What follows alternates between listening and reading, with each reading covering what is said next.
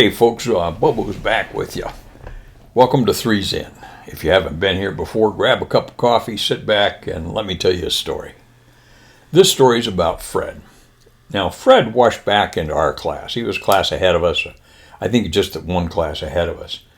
And I liked Fred right from the beginning. He had my sense of humor. I think he still does. And just a great guy to hang out with.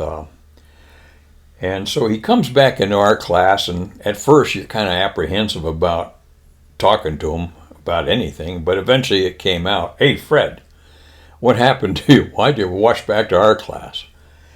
Well, what happened is Fred had taken his, he had soloed out in the tweet, did fine. And then he went up for his T37 mid-phase contact check, and he flunked it. Well, crap. So they give him his 2 rides, review rides, and he goes up for initial progress check, and he flunked that one.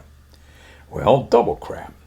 So he goes up, they give him 2 more rides, and he does fine. He goes up for his final progress check, and he fails that one. Well, really crap now. So they used to have a FAC Board. I'm pretty sure they still do. FAC Board is like a review board.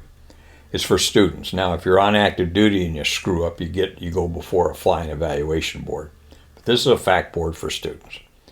So in 1970 and 71, a FAC Board was just a formality. I mean, if you were going into a FAC Board, it was just a formality before you were either on your way out or you're on the way to NAV school or somewhere else. Just go away. And we all knew it. They didn't take prisoners in those days. They weren't that nurturing, I'll tell you. So Fred goes in there, they review his records and so forth, and Fred's in there, he's kind of slow burning the way I think I remember him telling the story. Not at the FAC Board, but at himself. So anyway, they get through the review process, and they look at him and they say, "Well, Lieutenant, do you have anything you want to say before we make our ruling?" And Fred says, "No, sir." And he starts toward the door. Salutes smartly, turns around, and walks toward the door.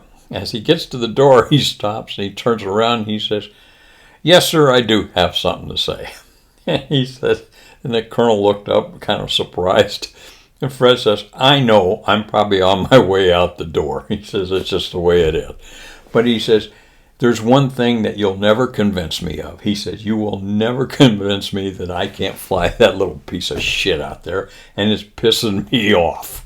And he says, "That's all I got to say." Turn around, walked out the door, and slammed the door. Well, they deliberated for about 5 minutes, if that. They called him back in, and they said, "Lieutenant, we just love your attitude." And they said, "Tell you what, we're going to give you another couple rides, another check ride. You pass it, you're back in." Fred says, "That's all I'll need." And the rest is history. He took his 2 rides, really relaxed now, nothing to lose, and took his check ride and then came into our class. And boy, am I glad he did. I'm glad that they didn't wash him out, because I've enjoyed his company over this last 50-some years, although we don't see each other hardly ever. But every time I think of Fred, I just smile. I love that spirit. So hang in there, and it's like Andy Johansson, my first flight commander in T-38s when I got back from PIT Advanced, used to tell me, "Bobby," he said, "don't let the bastards get you down." So with that, this is Bobo, base gear, stop.